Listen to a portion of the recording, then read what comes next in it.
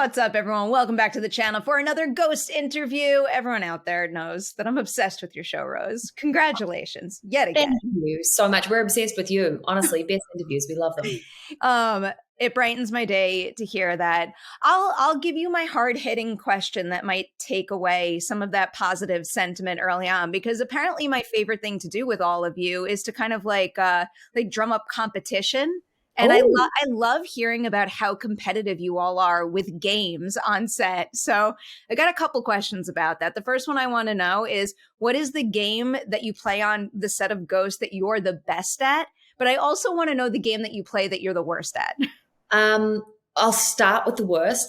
Ping pong, table tennis, call it what you like. It's not my strong suit. I do get quite into it now. I took a while to warm to the table, but I am definitely not winning the competitions. We've got a couple of very competitive ping pong players, Brandon Scott-Jones, Richie Moriarty, Trent O'Donnell. So we're all just kind of drifting around in their shadows. The one that I have won like a game of, which is shows you my sort of prowess in the game front, is Mancala, which is just that wonderful little game that I played with Danielle last year, and we both had learnt different rules. It is quite there's a couple of different theories about whether you have to stop at the end of the row if you end in the end of the row, or if you can keep going if there's only stones on the other person's side. There's a few different kind of theories that we've disagreed on, but we'll see. We'll have another round this year. Admittedly, I've not played that game since I was like a tiny child in sleepaway camp, but I guarantee you I still have like my set in a corner, like in a closet somewhere. Oh yeah. No, we've got a set on the set now, and it's like one of our prized possessions. I love it. If you can introduce a new game to the set for season 3, what game would you bring? Netball, no question. I don't know if hair and makeup are going to love it because we'll be dripping in sweat, but netball is a New Zealand, well, it's not just a New Zealand sport. It's a sport I grew up playing in New Zealand that I'm very proud of. Typically, it was like a women's sport, but you can definitely both play. Like I played on social netball teams where it's men, women, whoever want to join. But it's like a basketball without the hoop, without the backboard on the hoop, and there's no contact, but it's the most aggressive sport, and you cannot dribble. You can only bounce pass or chest pass. I just love it. I love it so much. And because nobody knows the rules, I feel like I'd have like a decent shot at being all right at it. It's probably a smart mentality. I thought you were going to go board game. This sounds much more my speed. I like, the basketball type games, and I just got a pickleball set. Oh, yeah. There's been a lot of chat about pickleball. Yeah. Oh, so a lot of people are talking about that now. I'm very intimidated by pickleball, though, because folks who play it are extremely intense and competitive about it. Oh, it would intimidate me being a newcomer. One thing I got in huge trouble with was when we all go away to film the exteriors, we go to this location called Montebello just outside Montreal. And it's like this giant sleepaway camp feeling, like log cabin thing we stay in. And I remember I have filmed in Romania a lot, and I had a Romanian edition of Clue, or Cluedo we call it. And I was like, oh my God, I'm bringing this. I love this game. And I got everybody all G'd up and sitting around this giant fire, and Brandon and Rebecca and everybody really got into it. And I'm quite bad where I was really enthusiastic about the showing up and starting of the game, but then I just kind of wanted to chat with everyone, and I was very distracted and unfocused, and I don't remember the rules. And to this day, Brandon is like, don't you bring that from me anywhere again. The amount of times I've brought like a childhood game to a party and have completely forgotten how to play it is. Oh yeah, it happens kind of often. It's just sort of it's a nice prop. I think I just like it as a prop. I will say the next time I get to see you all in person, I'm going to bring my Bananagrams bag, and I'm going to make someone who's good at Scrabble play with me. No one will play with me anymore, though, because I've seen the Bananagrams bag around a lot. Never played it. It's intense. If you're good with word games, watch out. It is addictive, and like it's got like a timed quality that just gets you like really hyped and intense. Ooh, okay. All right. You I'll seem need my open to it now. You won't be very open to it when you see me play it, though. It will become a problem. You'll see the worst of us. It definitely brings out Like some shady like the sides. exact opposite of the quality that the show emits all the time. Here's a random little question that came to mind when I was watching one of the latest episodes, Ghost Father of the Bride. So little Pete has his handbook. And of course, if anyone makes any marks or changes in that handbook, he knows that it's been altered. So what is your version of little Pete's handbook? A movie, a show, a book, you name it, that you know so, so well that if someone changed even the slightest thing, you would catch on? I think there's an Australian TV show called Kath and Kim that I would know if any single quote was off. I like their whole thing is they use the wrong words. It's like don't cast nasturtiums instead of don't cast aspersions. So if anybody got any single one of those jokes wrong, I'd be a joke police on it. Okay, I like that. My thing is anytime I hear, I know if anybody alters Jurassic Park, but anytime I hear those dinosaur roars used in any other movie or show, I always know you borrowed from the Jurassic Sound Library. Oh, wow. Yeah, it should be a special note in the credits there. I would appreciate that. Yeah.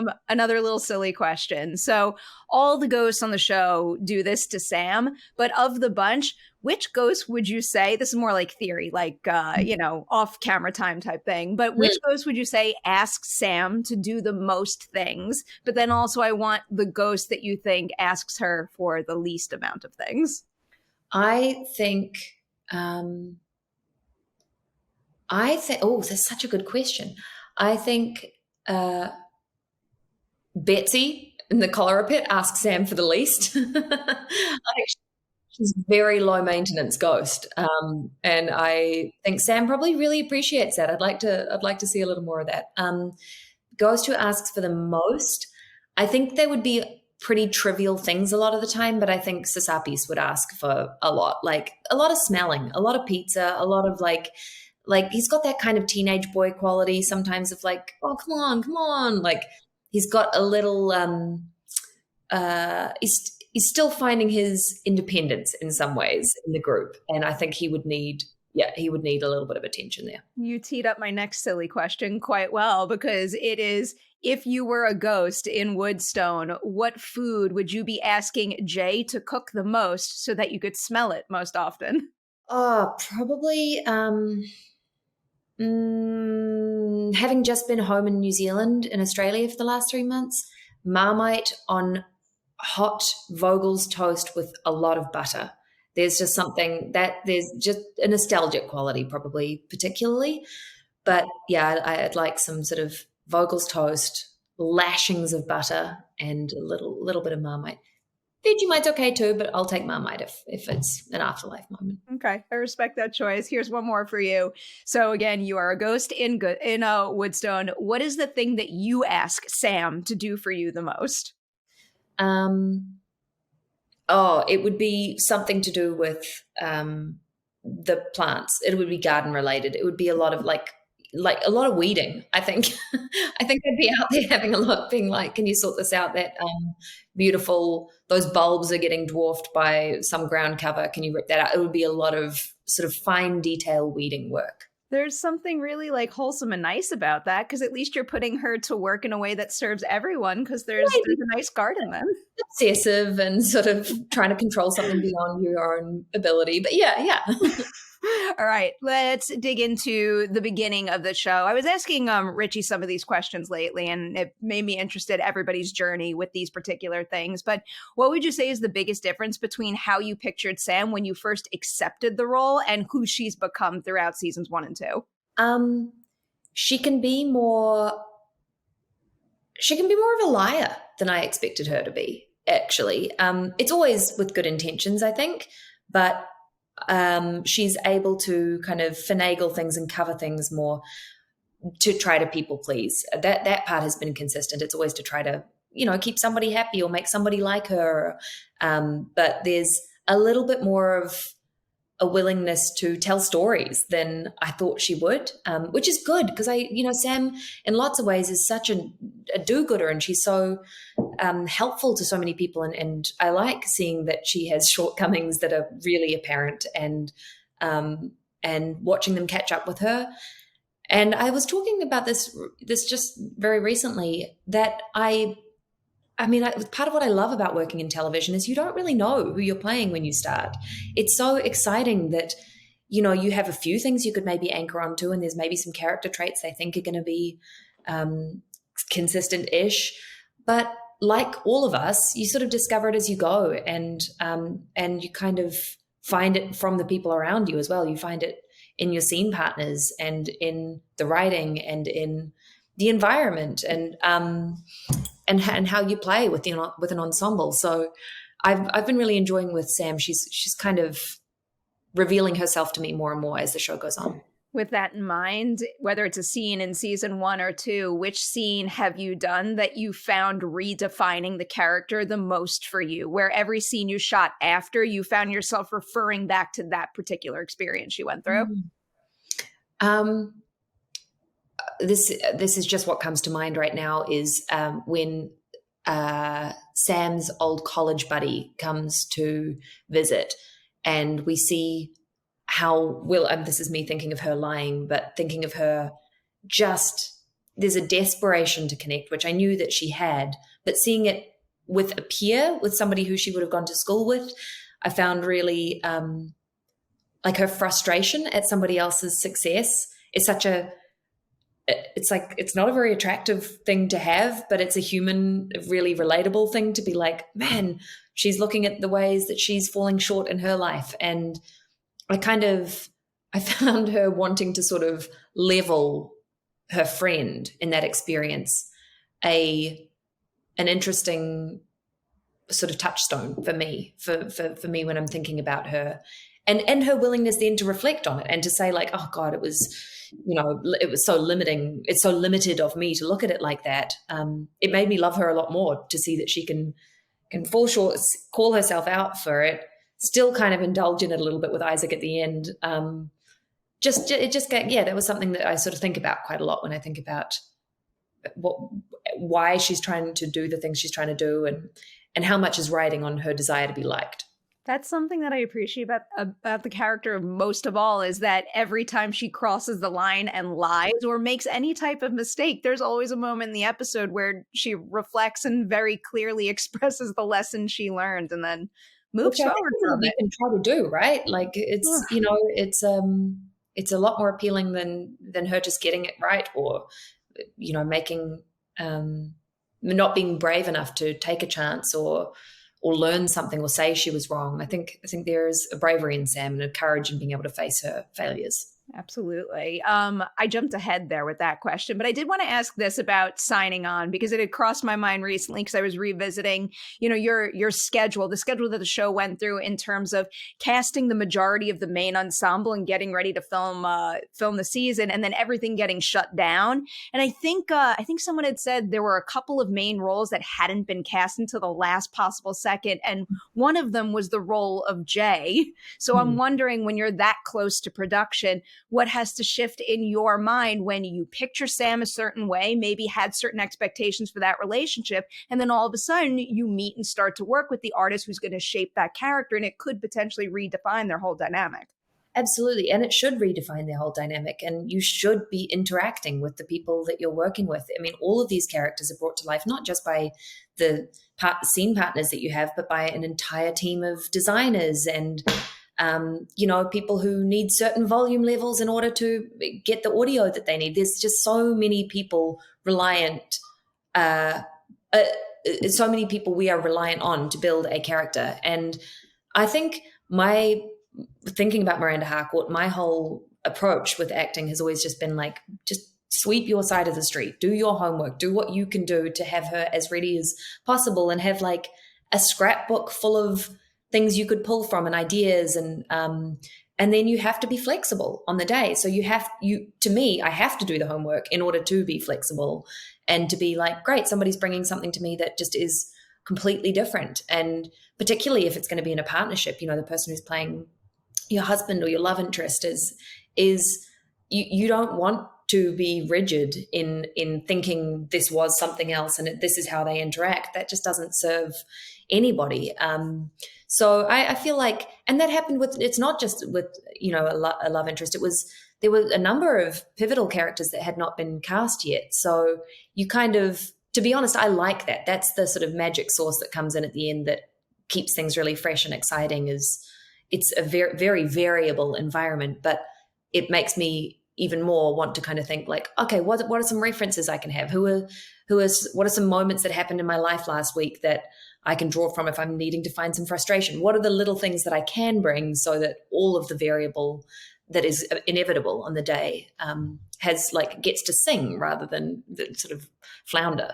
My mind is going in a million different directions. This is going to be a very convoluted question, but the one thing I was thinking of there is, is there anything in, that scrapbook type idea that you came up with for Sam that you've yet to utilize that you're hoping you get to explore in a future season? But I'll start there before I convolute everything too much here. I think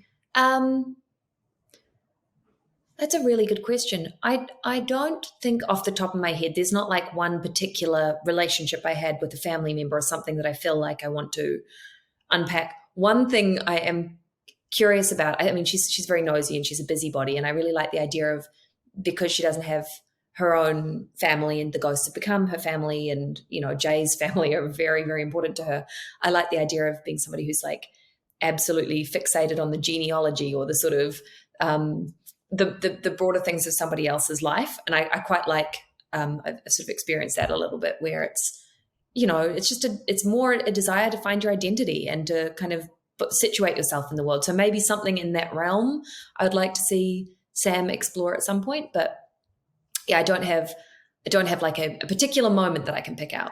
So this might be overly specific, but someone recently told me that, they like to do certain character work that you never see or hear about in the finished product, but it's coming up with little details like, is my character late to things? And like, what are their everyday habits that might seem trivial, but are key to shaping the person that they've become? Have you ever thought about any like little thing like that in Sam?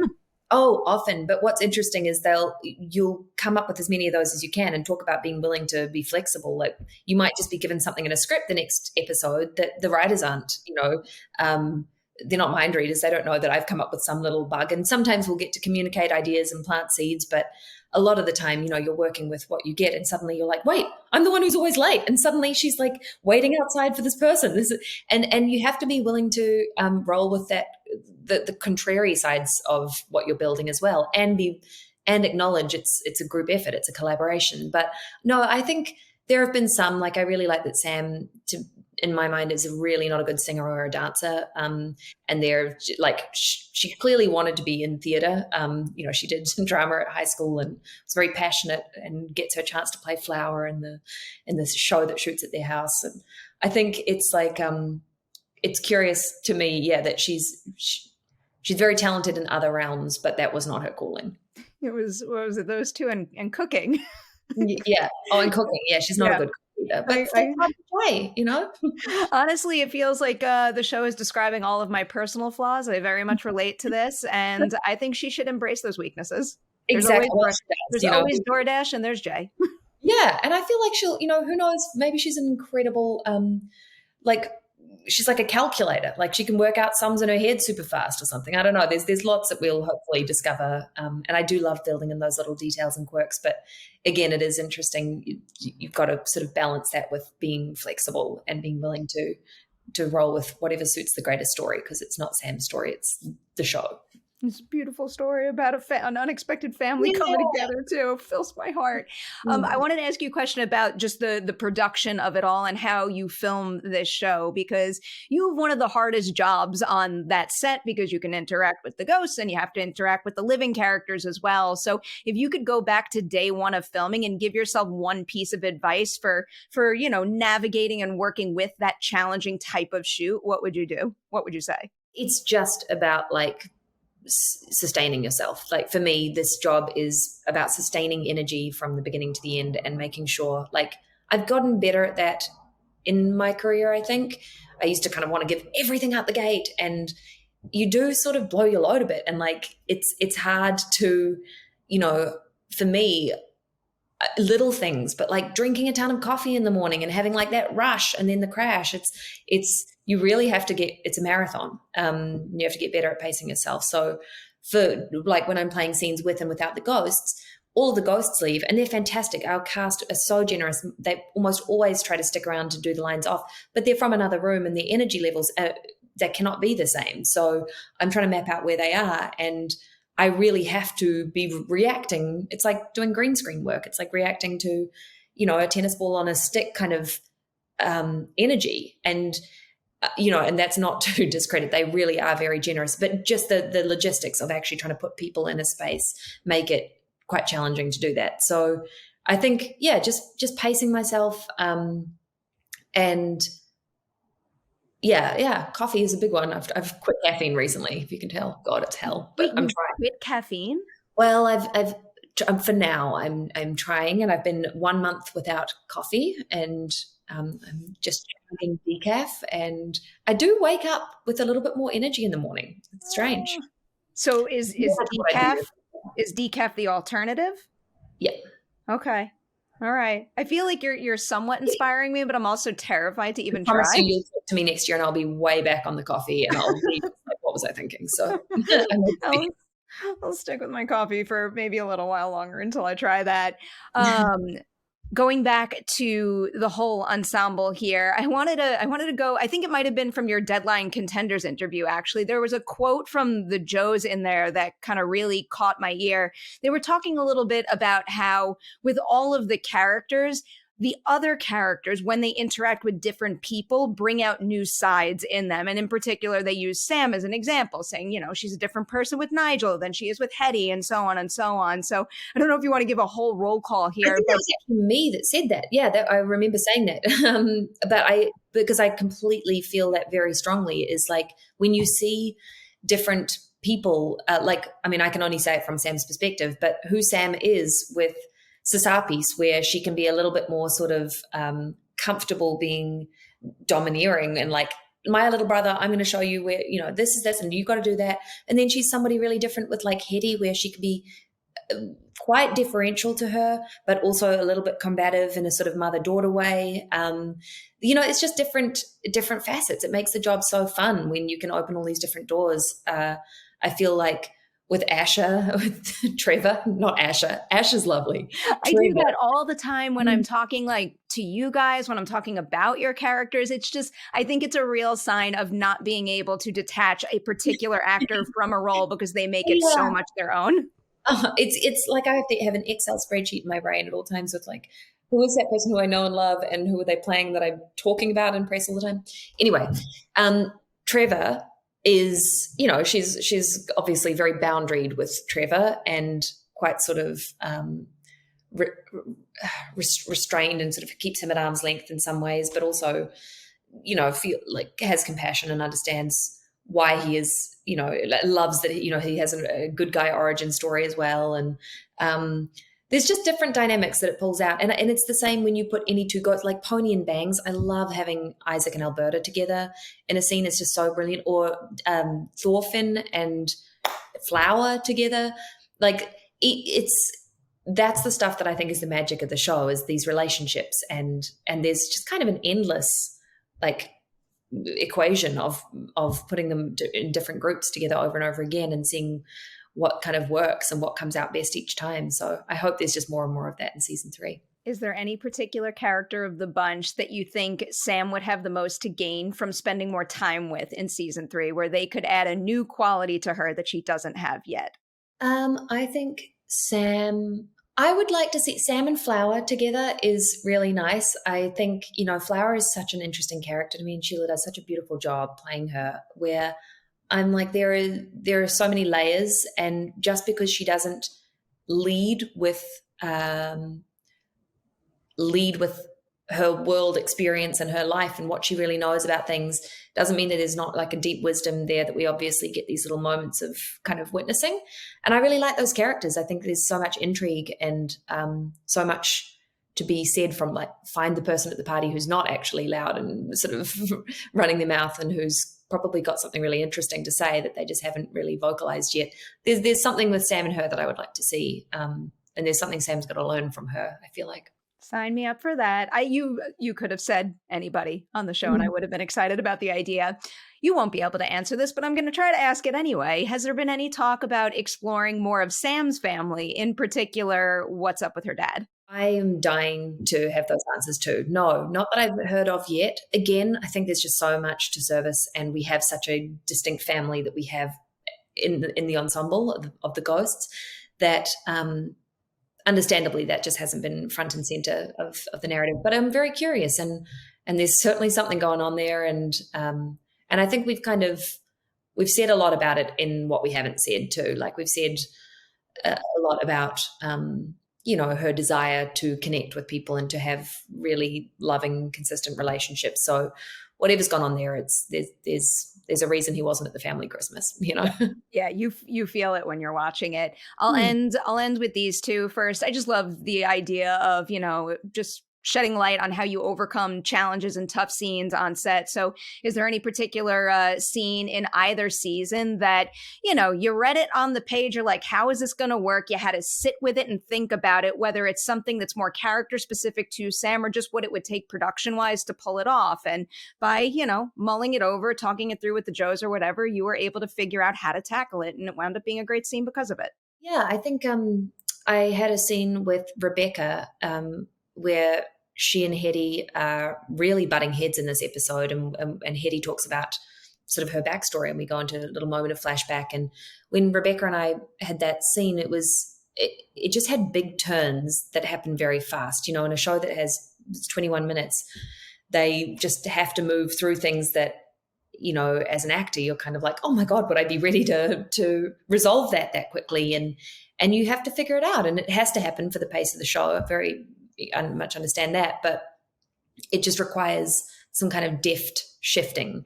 And Rebecca is wonderful to work with for that. And you kind of find ways of going between impulse and, making an impulsive quick shift and then letting something sit and trying to find the moments you can to sort of eke out that process. That was like a tricky thing to film, and I was really happy with the way that we kind of navigated it in the end. And she's great to talk through things and figure out sort of there's more than one way to skin a cat. Like, okay, how can we actually be communicating something very different to what is apparent? So yeah, that was a bit of a tricky one, and I was happy with where we got to with that. I'm endlessly impressed by how you all do stuff like that, how you resolve things really quick, how you could switch on a dime from comedy to drama and back again. It's all things that on paper, if I was handed that script, I'm like, that's never going to work. But time and time again, you guys crush it. Oh no, I feel so lucky. I feel like I'm surrounded by just the most incredibly generous, kind, talented people who all really appreciate that they have a job that a lot of people want, and we're really lucky. And so, yeah, most of the time, we are all able to stay level-headed and really appreciative of that. So I'm going to end with my new favorite question to ask, because I feel like, this is an industry. We have Emmys and things like that where we give each other awards, but I find that nobody in this industry tells themselves good job nearly enough. So can you pinpoint a specific scene in either season of Ghost that now you could look back on and say to yourself, like, I'm really damn proud of what I did in that moment? That's a very kind and confronting thing to be approached with. Maybe, I think I wasted it early on. I think like in the pilot, I really there was a huge jump to try to get to of, to go from, actually, I'm lying. The start of the second episode, it's not in the pilot. It's to get from like, okay, great. What is this thing that can't be real? It can't be real. Okay, it's real. And now I believe it. And I'm going to just address all of you. I felt quite happy with the way, that I just sort of was 2 feet in. Sam was 2 feet in on singling everybody out. Technically, it was quite a challenging one because we were shooting with and without ghosts for one of the first times. And it was very, very early in the piece. I think it was like day 2 or 3 back in Montreal. We were day 2 or 3 of the whole sort of series pickup in Montreal. So that was like under pressure, working with a lot of variables that felt good. That's probably what comes to mind.